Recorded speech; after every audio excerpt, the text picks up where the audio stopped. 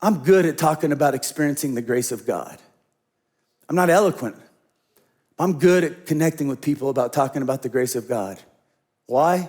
Because I've made a whole bunch of mistakes and needed it. I'm good at talking to people about suicidal thoughts. Why?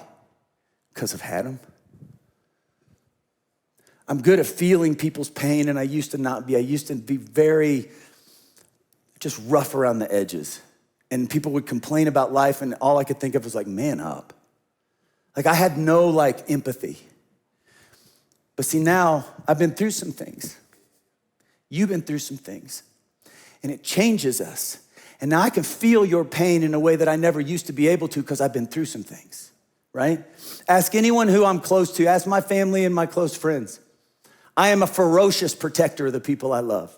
I will fight to the death if you try and hurt somebody I love. Why? Because I've been through some abuse. That struggle makes me better at what God's called me to. It's just true, isn't it? I want you to think about your life. I want you to think about the things you've been through. Some of the things you've been through, you've made a list of reasons why they disqualify you from God doing really cool things in your life and through your life. What if you flipped that right side up and went, no, I got a real long resume of the kinds of ways that God can use me. Maybe you've been through a painful divorce.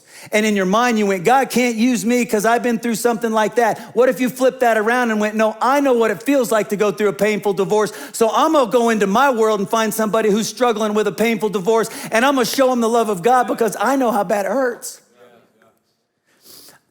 My past addiction isn't a reason why God can't use me. It now makes me one of the best people in the world to talk to somebody struggling with addiction. Because what I've been through makes me better at what I'm called to. He doesn't want to use us in spite of our brokenness. He wants to use us because of it. And I just want you to see this. It's going to be your story. Genesis 50:20 is going to be your story. You intended to harm me, but God intended it for good to accomplish what is now being done, the saving of many lives. If you can start to embrace this and go, yeah, I got some stuff in my past. And I got some stuff that Satan tried to take me out with. But I serve a God that flips things right side up. And so what Satan thought he'd take me out with now is going to make me better at what God's calling me to do. And I'm gonna go change somebody's world today. That's what happens. That's what happens when we stop being so embarrassed about all our struggles and go, no, I'm human. Yeah, I made a bunch of mistakes. I got a bunch of pain. But that's not the end of my story, because I also have a really good God. And if he can get me through this, he can get you through this. And because of what I've been through, I'm gonna be better at what I'm called to.